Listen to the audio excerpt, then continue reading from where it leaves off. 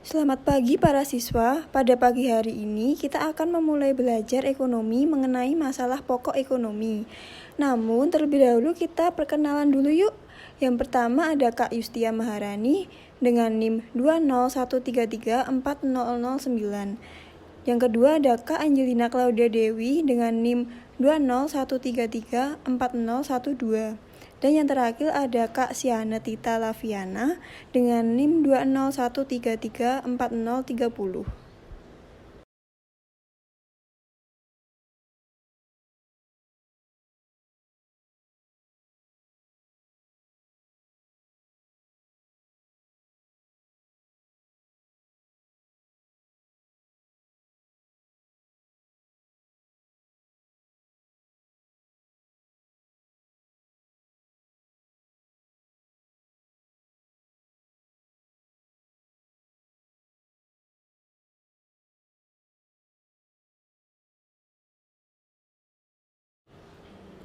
Yang pertama, kita akan membahas mengenai masalah pokok ekonomi dengan standar kompetensi sebagai berikut. 1.1 Mengidentifikasi kebutuhan manusia. 1.2 Mendeskripsikan berbagai sumber ekonomi yang langka dan kebutuhan manusia yang tidak terbatas.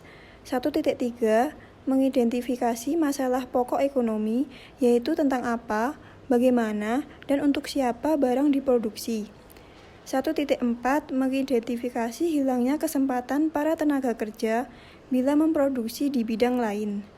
1.5 Mengidentifikasi sistem ekonomi untuk memecahkan masalah ekonomi.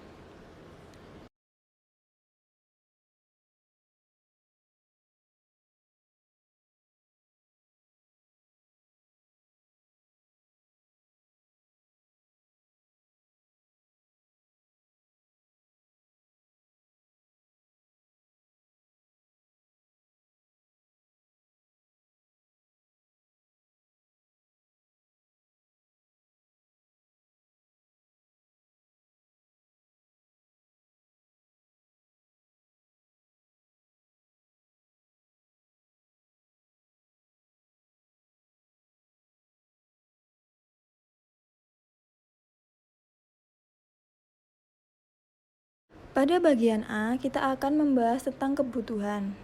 Kebutuhan adalah keinginan manusia atas barang dan jasa yang beraneka ragam untuk dapat terpenuhi dengan alat atau sarana yang ada sehingga tercapai kemakmuran.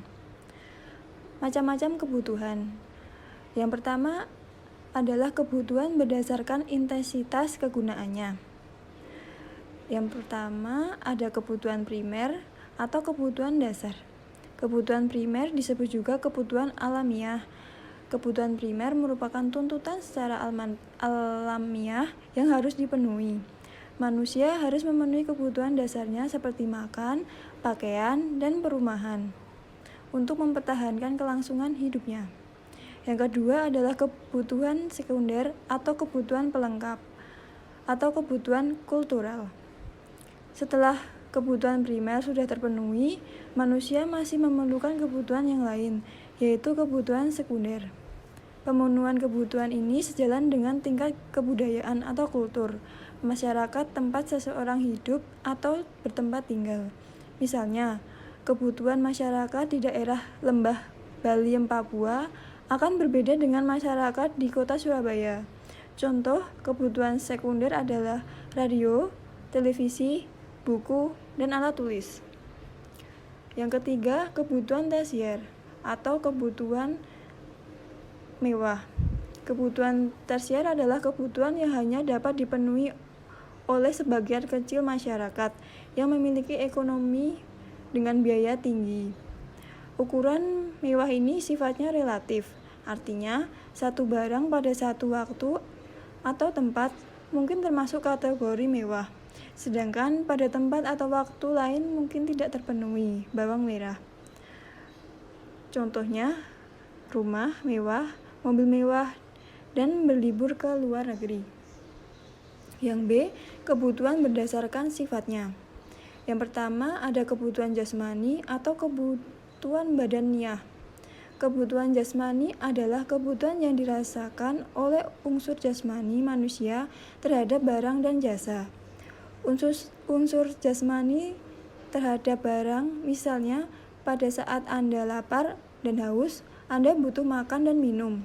Di waktu udara dingin, Anda perlu baju hangat, serta Anda perlu berolahraga agar badan Anda sehat. Unsur jasmani terhadap jasa, misalnya menonton film, liburan, dan tamasya ke kebun binatang. Yang kedua, ada kebutuhan rohani. Kebutuhan rohani adalah kebutuhan yang berkenaan dengan rohani. Misalnya, jika seseorang dalam keadaan stres atau tekanan jiwa, ia butuh psikiater atau psikolog. Untuk menenteramkan jiwa dan rohani, manusia butuh beribadah menurut keyakinan agamanya masing-masing. Yang ketiga, berdasarkan waktu pemenuhan. Yang pertama, kebutuhan sekarang. Kebutuhan sekarang adalah kebutuhan yang harus dipenuhi pada waktu sekarang dan sifatnya tidak dapat ditunda. Misalnya, bagi pelajar kebutuhannya adalah seragam sekolah, sepatu, dan buku. Yang kedua, kebutuhan waktu yang akan datang. Kebutuhan yang persiapannya dilakukan pada masa sebelumnya untuk digunakan pada masa yang akan datang.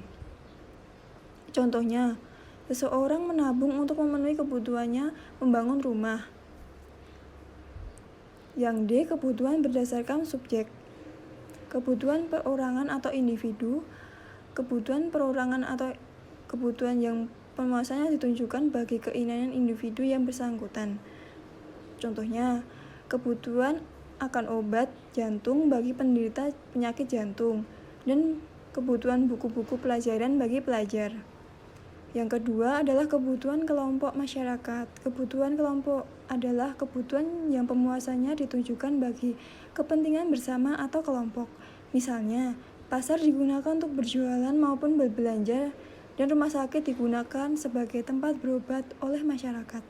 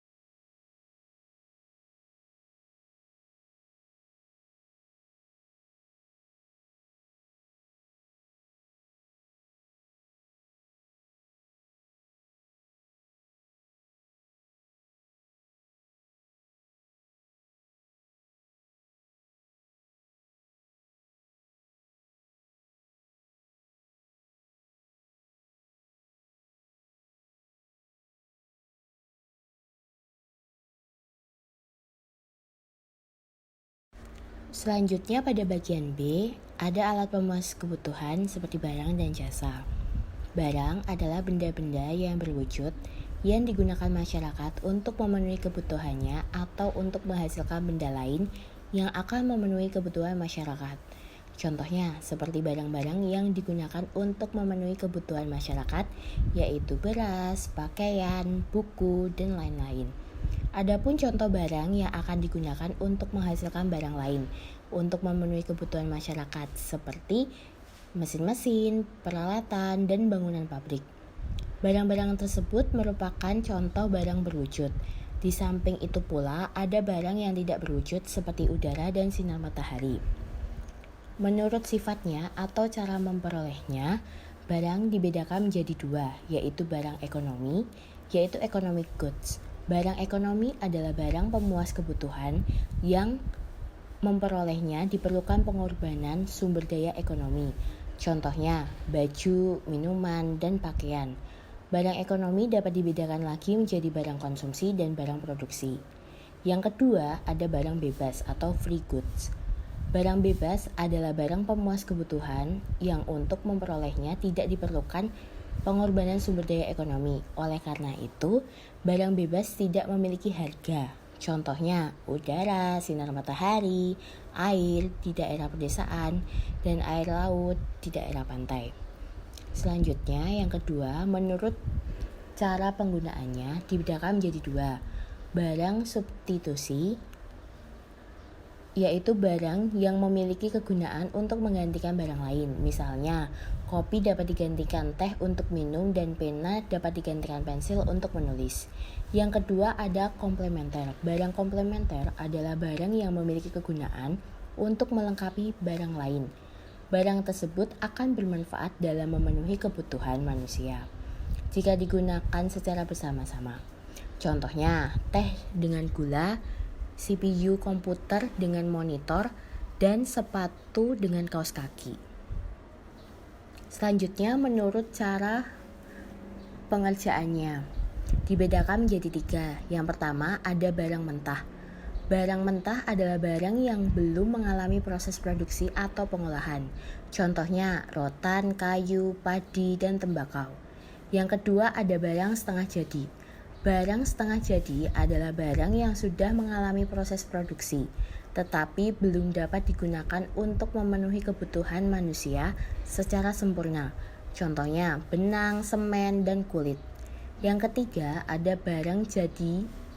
Barang jadi adalah barang dan jasa pemuas kebutuhan manusia yang sudah mengalami proses produksi secara tuntas atau sempurna dan dapat digunakan untuk memenuhi kebutuhannya. Contohnya seperti pakaian, sepatu, kursi, dan lemari.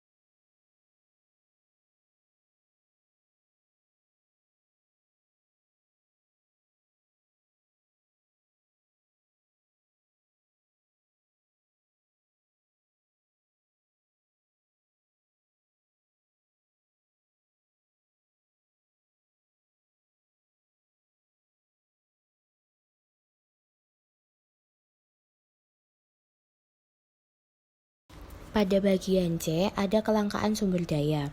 Kelangkaan atau scarcity adalah keadaan timpang antara kebutuhan manusia tidak terbatas dihadapkan pada sarana atas alat yang terbatas.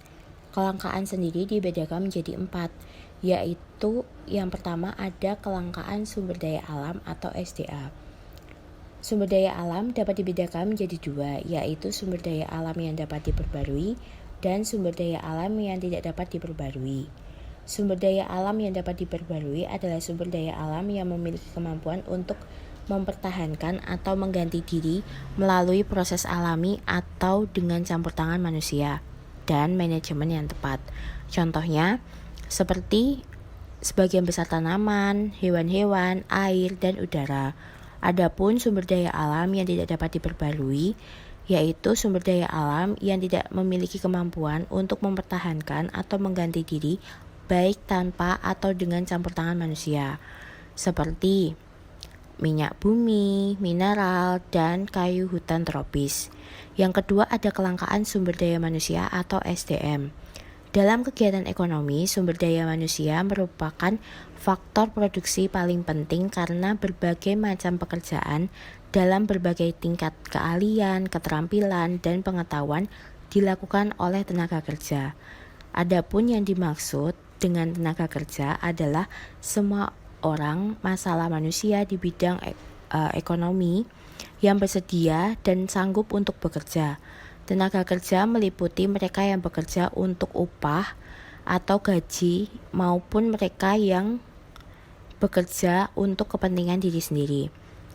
Yang ketiga ada kelangkaan sumber daya modal. Sumber daya modal tidak terbatas berupa uang, tetapi dapat pula berupa barang modal seperti peralatan, mesin-mesin, dan bangunan.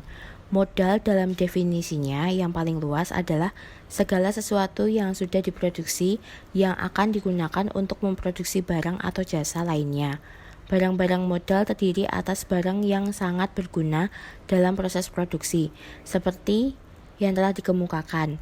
Barang modal terdiri atas mesin-mesin, alat-alat besar, instansi-instansi pabrik, gedung-gedung, meja, jalan, jembatan, bangku, dan alat-alat pengangkutan.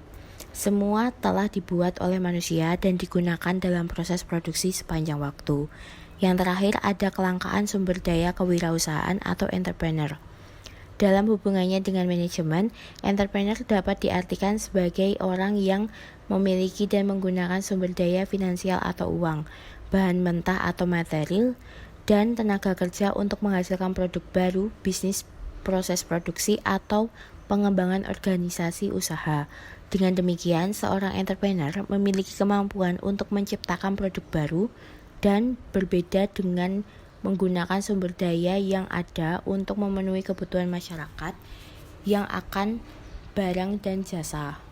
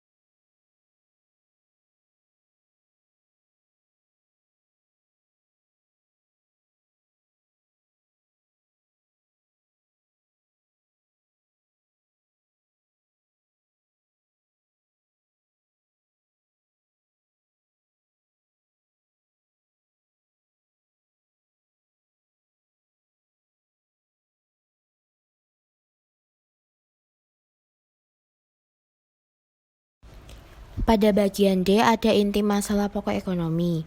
Secara umum, kebutuhan manusia yang tidak terbatas dibandingkan dengan alat pemuas kebutuhan manusia yang terbatas. Pada secara modern, itu ada barang apa yang harus diproduksi atau what. Bagi pemerintah atau produsen, masalah ekonomi pertama yang harus dihadapi dan dipecahkan adalah barang apa yang harus diproduksi dan berapa banyak. Kemudian, dalam hubungannya dengan masalah tersebut, pemerintah atau produsen harus memerintahkan barang apa dan berapa banyak yang dibutuhkan oleh masyarakat, serta apakah barang tersebut tersedia sumber dayanya untuk menghasilkan barang tersebut. Kemudian, yang kedua, ada masalah ekonomi berikutnya yang harus dihadapi dan dipecahkan, yaitu bagaimana atau how barang tersebut harus diproduksi. Masalah ini berkaitan dengan siapa yang akan memproduksi barang tersebut, dengan menggunakan komposisi sumber daya atau faktor-faktor produksi apa saja, dan dengan menggunakan teknik produksi yang bagaimana. Sebagai contoh, pemerintah memutuskan untuk memproduksi padi lebih banyak agar dapat memenuhi kebutuhan masyarakat akan beras secara swadaya pangan. Berkaitan dengan hal tersebut, siapa yang akan memproduksinya? Apakah pemerintah, swasta, atau perseorangan, atau faktor-faktor produksi apa saja yang akan digunakan?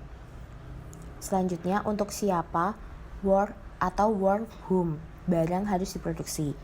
Permasalahan berikutnya yang harus dihadapi dan dipecahkan adalah untuk siapa atau for whom barang itu diproduksi. Masalah ini berkaitan dengan siapa yang akan menikmati dan memperoleh manfaat dari barang tersebut. Sebab apa gunanya produksi melimpah karena menggunakan teknologi tinggi, berskala besar dan efisien jika hanya dinikmati sebagian anggota masyarakat saja. Keputusan untuk siapa barang dan jasa diproduksi berkaitan erat dengan konsep keadilan masyarakat.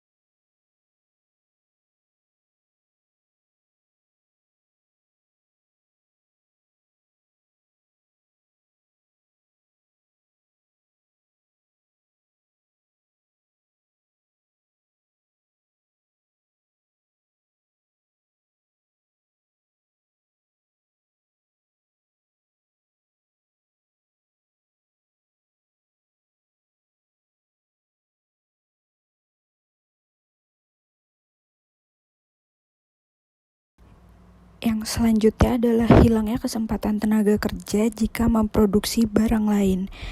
Dalam mengembangkan usahanya, suatu perusahaan akan mencari peluang produksi yang dianggap lebih menguntungkan, sehingga akan mengorbankan produksi yang lainnya. Lalu untuk biaya peluang atau opportunity cost adalah sejumlah barang atau pendapatan yang harus dikorbankan agar sejumlah barang yang lain dapat diproduksi atau digunakan.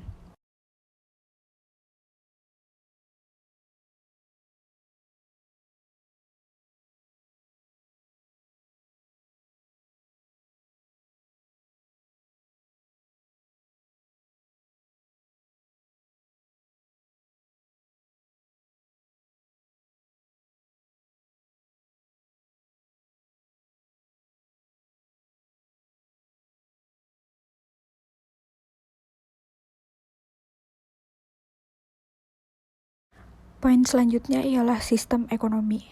Sistem ekonomi merupakan cara untuk mengatur seluruh aktivitas ekonomi, baik ekonomi rumah tangga negara maupun ekonomi rumah tangga masyarakat atau swasta. Ada beberapa poin yang akan kami jelaskan. Yang pertama yaitu sistem ekonomi tradisional, di mana sistem ekonomi yang belum ada pembagian kerja, cara mendapatkan barang dengan cara barter, belum mengenal uang, produksi dan distribusinya hanya untuk memenuhi kebutuhan sendiri. Lalu yang kedua ada sistem ekonomi liberal, yaitu sistem ekonomi yang memberi kebebasan kepada setiap orang untuk melakukan kegiatan ekonomi.